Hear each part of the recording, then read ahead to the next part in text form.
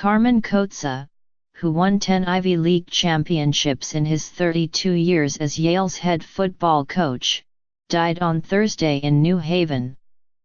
He was 87. His daughter Karen Pollard said the cause was complications of acute leukemia.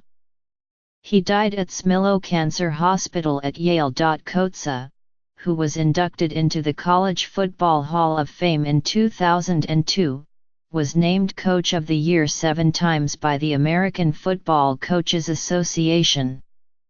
From 1965 through 1996, his teams compiled a 179-119-5 record. In one dominant stretch, from 1974 to 1981, the Bulldogs won 7 of 8 Ivy League titles, and in almost half his seasons as head coach his teams lost no more than 2 games. His most celebrated year was 1968, when his team, led by the future NFL star running back Calvin Hill and the quarterback Brian Dowling, who also went on to play in the National Football League, went undefeated. But it was the one game Yale did not win that season, against its arch-rival, Harvard, that proved most memorable. It was the season finale. Both teams were unbeaten. Yale led, 29-13, with 42 seconds left when Harvard scored on a 15-yard pass.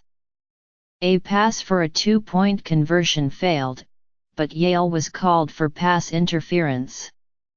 Harvard then ran successfully for the 2 points and trailed, 29-21. Harvard then recovered an onside kickoff and, on a play that started with 3 seconds left and ended with no time left, scored on an 8-yard pass.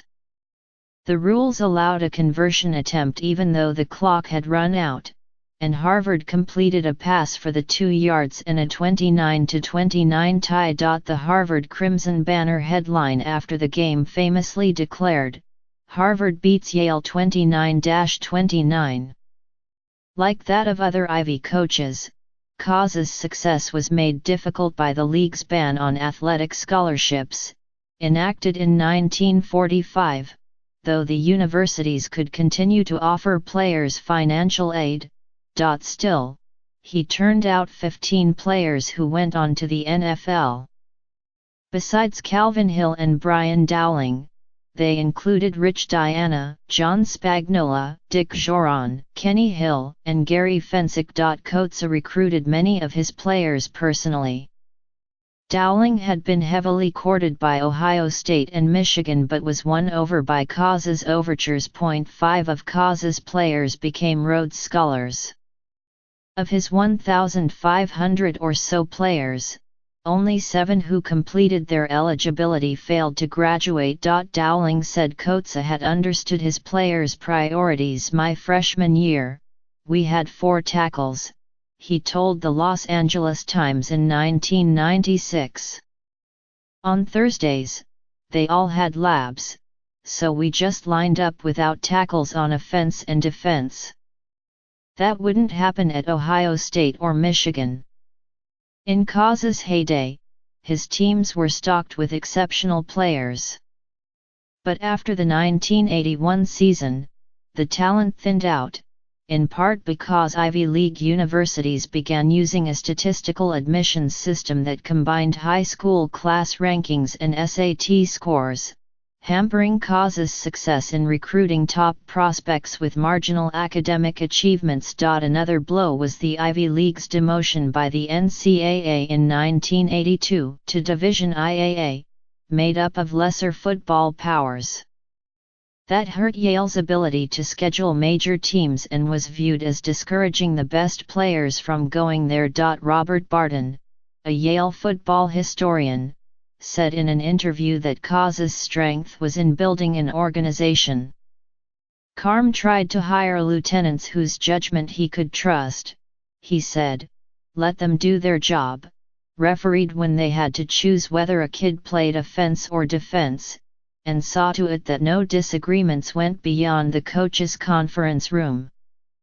Carmen Lewis Cozza, who was universally known as Carm, was born to Italian immigrants on June 10, 1930, in Parma, Ohio. At Miami University of Ohio he played both football and baseball, winning letters as a quarterback, halfback, and safety, and as a pitcher and an outfielder. His football coaches were Ira Parsegian, who went on to renown at Notre Dame, and Woody Hayes, who did the same at Ohio State. After graduation, in 1952, Cozza played minor league baseball for 2.5 years, in the Cleveland Indians and Chicago White Sox farm systems, before coaching high school football at Gilmore Academy, a Roman Catholic school in Gates Mills, Ohio. From 1956 to 1962 he was a Miami of Ohio football assistant under John Pont. He also earned a master's degree in education from Miami in 1959. When Pont became the Yale coach in 1963, Cozza went along as an assistant. He became head coach in 1965 after Pont was named head coach at Indiana. Cozza's head coaching debut at the Yale Bowl was inauspicious, however, a loss to Connecticut. Afterward, Charlie Loftus, Yale's sports information director, remarked that Cozza had received a telegram from the Alumni Association saying, "There's a train leaving for New York at 4 o'clock. Be under it."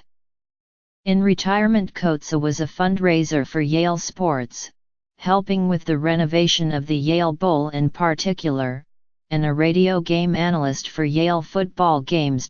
Besides his daughter Karen, Cozza, who lived in Orange, Con, is survived by his wife, Jean Cozza, 2 other daughters, Catherine Tutino and Kristen Powell, and 5 grandchildren. For all his victories on the playing field, Cozza was equally proud of his players' classroom success. "I always loved to joke with the alumni that I had to be the best pre-med and pre-law coach in the nation," he told the Pittsburgh Post-Gazette. "No one had as many doctors and lawyers as I did.